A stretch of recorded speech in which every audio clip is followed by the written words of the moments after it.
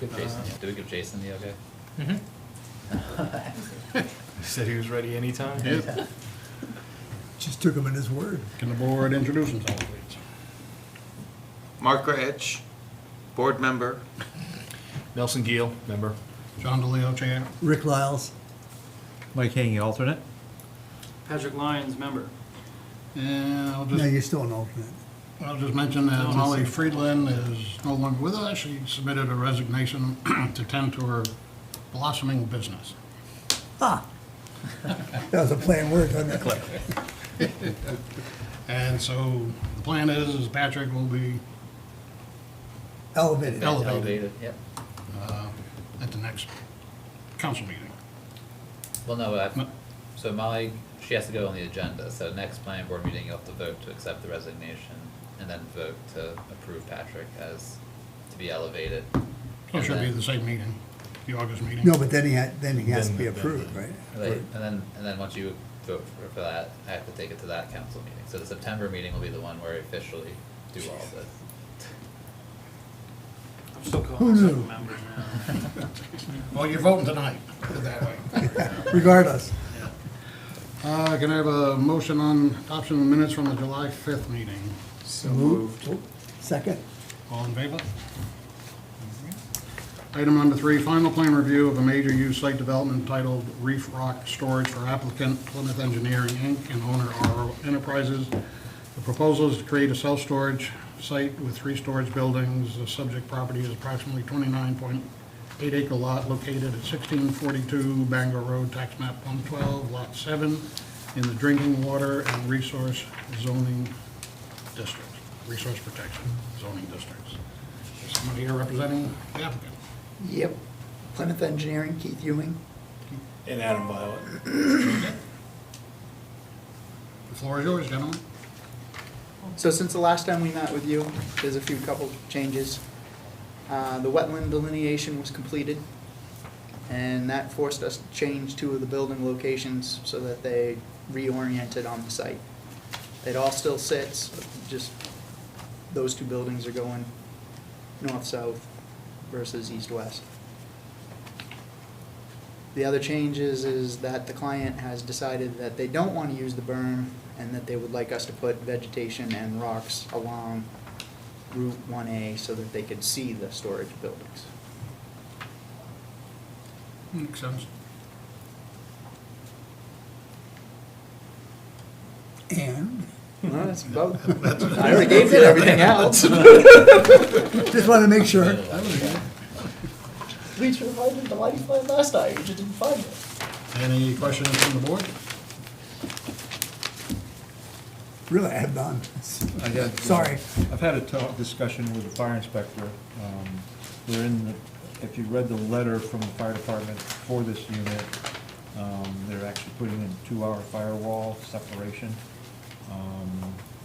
The code actually calls for 3, but because they're putting in an underground cistern for water supply up there, the fire chief has the prerogative under the codes to reduce the fire protection to a lower level if he so chooses.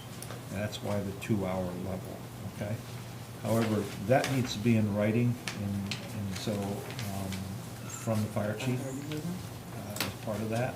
So, my suggestion is that under the condition of approval, we get a letter from the fire chief stating under NFPA 1, he's reduced the fire protection level for those storage facilities. That's all I need, just a letter. So there really isn't any issues other than we just need that letter from the fire chief.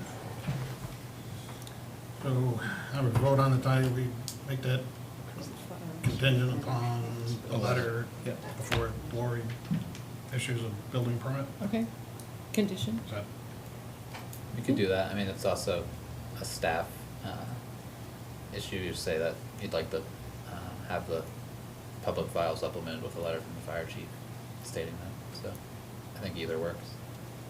I assume what Mike just said is not an issue, Tom? No, I'm gonna write it up first thing in the morning And give it to the get chief to sign. get chief to sign it and then bring it up to him. Okay. It shouldn't hold up anything. It's Yep. just, unless the chief decides he doesn't want to write a letter. And he's already written it. That Thomas is. But it'll correct. already. No, it just needs to Tom- Sign the letter that Tom And has. Tom can sign Tom's it. right. Letter. Yeah, and he can sign it if he wants. Yeah, right, right. I mean, he probably has that authority, right, or not? Hey, under the ordinance, he does, if the chief so, he's a designee. So, Any other questions? Any issues from staff? No, they've provided updated plans, I mean, I think we had discussions about, the fire pond, the cistern's now there. And they've provided the vegetation plan that they're going to use. They updated their lighting plan, I think during TRT, one of the lights just went over the neighboring property too much, but they've adjusted that. So reduced the foot candles,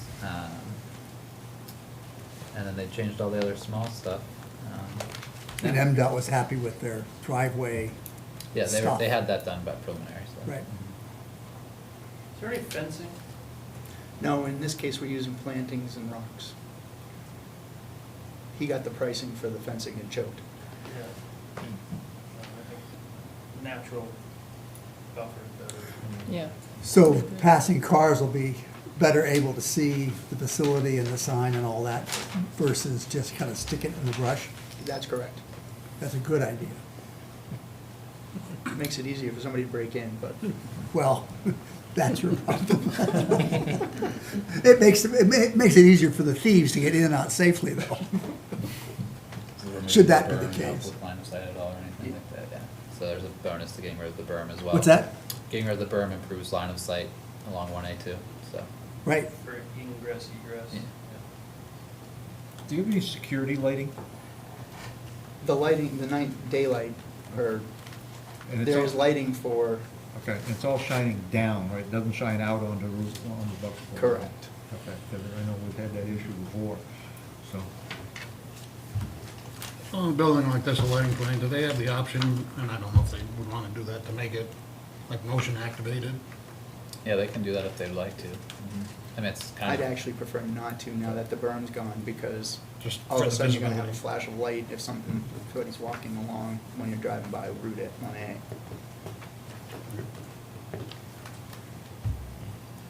I'll open the public hearing. I suspect there's nobody yet. I'll close the public hearing. So wishes of the council. So do we need- Planning board. Oh, So- go ahead. Yeah, watch yourself there. Don't usurp more power than you Yeah, already have. no, don't worry about that. So do we need to have the condition in the that we talked about before in the motion, or, I think it makes it cleaner if you do, but. okay. Yeah.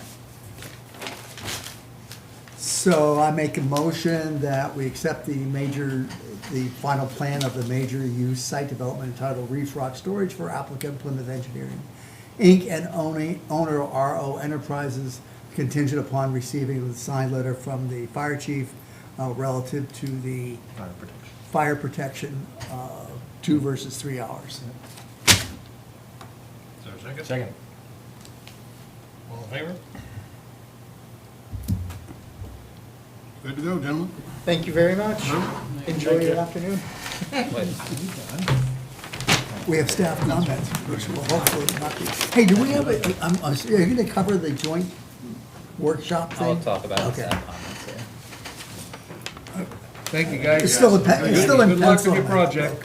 What was that? It was still in pencil in my book. Staff comments, ready for it? Yeah, so August 14th, there's the joint workshop between the council and the planning board, to review changes to the ordinance, resulting from the passage of LD 2003, which again had those 3 areas: affordable housing, increased density for single-family homes on a lot, and then, accessory dwelling units. I've pretty much finished drafting them all, so you'll probably get those as like a packet, digital packet, relatively soon, probably sometime next week. It's at 6 o'clock. I'll be at 6 o'clock. Yeah, that was my question. Yeah, we're not, I got confirmation from the state today, because there was a piece of legislation that I read as we needed to do more than we had to, and they confirmed to me that we didn't have to do it, so, it was actually a lot easier than I thought it was gonna be, hopefully. So we're also gonna touch on a couple of other things that aren't related to that. necessarily. It's like tiny homes, like I mentioned that before. I will just add a definition for that and maybe like a performance standard. Like Elizabeth did research, and Bangor has like a tiny home park portion of their ordinance. But we already have the cluster subdivision option, so if you're gonna do a tiny home park, you just have to follow the cluster subdivision rules. And then, instead of making a whole new performance standard for that, it's already something that's already in the ordinance, just reusing that.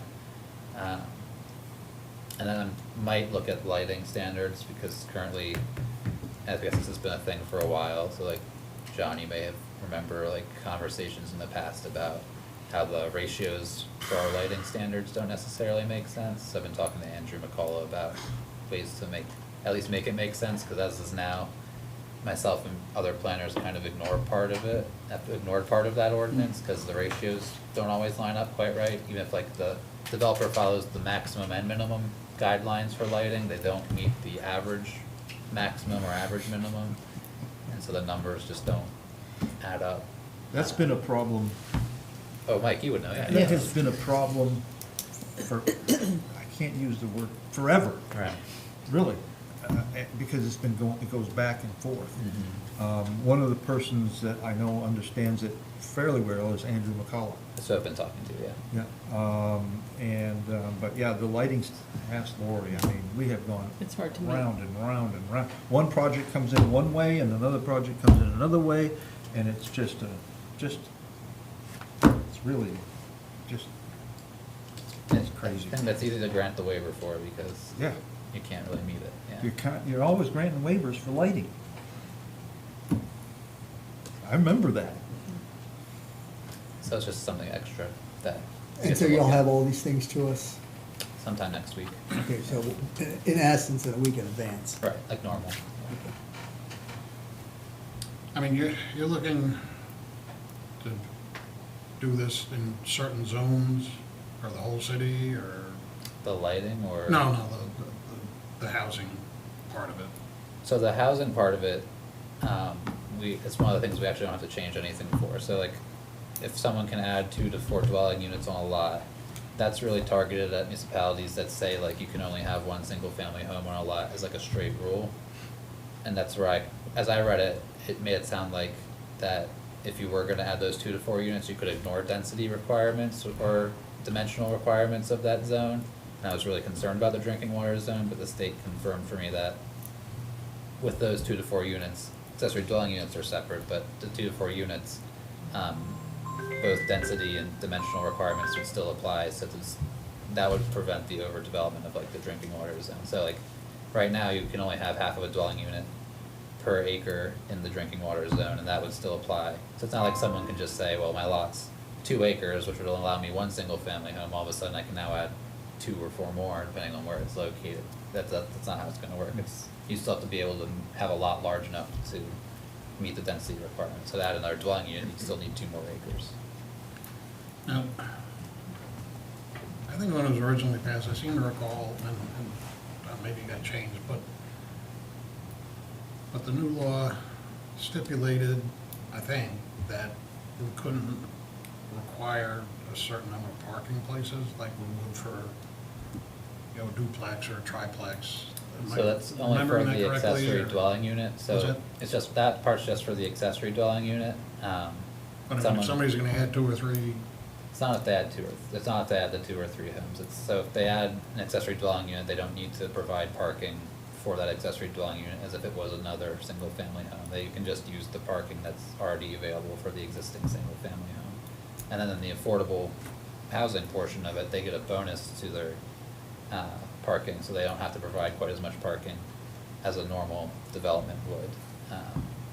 But for the other houses, no, they would still have to provide parking for that, if they were using LD 2003 to get those additional houses. I mean, this is not gonna create a problem, like, say, if somebody in the downtown area where the lots are a lot smaller. I mean, do we foresee by adding an accessory unit that people are not gonna have parking on their lot and it's gonna move out onto the street? I mean, I don't think it'll be that huge of an issue. I mean, like, so even if they did add 1 more dwelling unit in the downtown allows for the satellite parking reductions.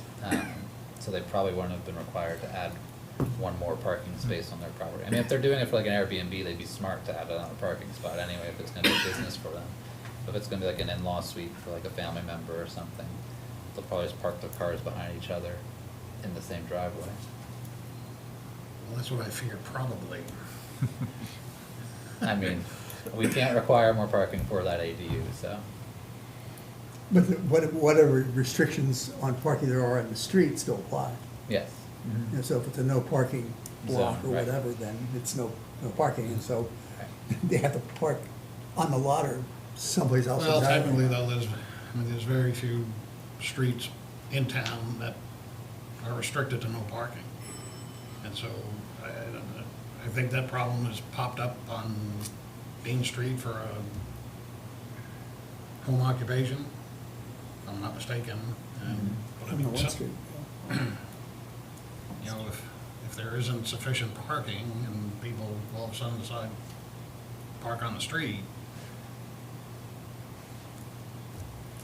We'll take it up with the state when you see them on the 14th. okay. So the state will be here? Yes. Who from the state? Hillary Gov and Ben Averill from Department of Economic and Community Development. Yeah. One thought I just had from this conversation, and it's maybe somewhat controversial, but when you mentioned Airbnbs and obviously short-term housing, we don't have any regulations of that in Ellsworth. And the purpose of 2003 is to improve housing. Stop. Is that a conversation that should be brought up at this meeting? There is currently a provision in my drafts that says if you use, because again, we're pretty, we allow ADUs in pretty much every case anyway, in Ellsworth, we're pretty permissive with that. So if you have to use LD 2003 to get your ADU, I have a provision that it cannot be used for a short-term rental for at least the first 10 years. That's there. Okay. Because there won't be a ton of people that would have to use LD 2003 to get their accessory dwelling unit, because again, in most of these, our growth area, we already allow them pretty Yeah. permissively. Yeah. But, Yeah, you no, know, I just, but in more general, right, like, the whole reason municipalities and even the LUPC is looking at short-term rentals is, the impact on housing stock in general. Mhm. So it seems like it'd be a good time to at least have a broader discussion on short-term rentals. I think you could, for sure, especially with the council in the room. Yeah. So Barry Dunn is the consulting group doing our comp plan. Yeah. And they, so the state has a housing opportunity grant that service providers, so someone like Barry Dunn or HDPC or Grow Smart Maine can apply for, to provide assistance to municipalities to look over ordinances or do programming around housing. So we've asked Barry Dunn to apply for it on our behalf, to add a housing study to the comp plan process, to do that in tandem. Oh, great. So if we get the grant, we'll be able to do it, just seamlessly like that, but. Yeah, and the comp plan is the perfect time to do it too. But our scope would include also a short-term rental component. Yeah, I think that's great. I think maybe, so maybe it's not let's focus on LD 2003 components application, but it might be a good time. I'm happy to use it, this is something the city really needs to look at. Right. To address housing issues. Yeah, I think, certain counselors, we had one come to the July 18th event, and she heard a lot of stories, from people who just are struggling to find housing, so I think they know, so. Yeah, great. Yeah, it's gonna be a party. Do we have cake? No, we'll save that for the September meeting, when we say goodbye to Molly. But yeah, that's the update. Anything else? Not really. I guess comp plan, we're hoping to have subcommittees running,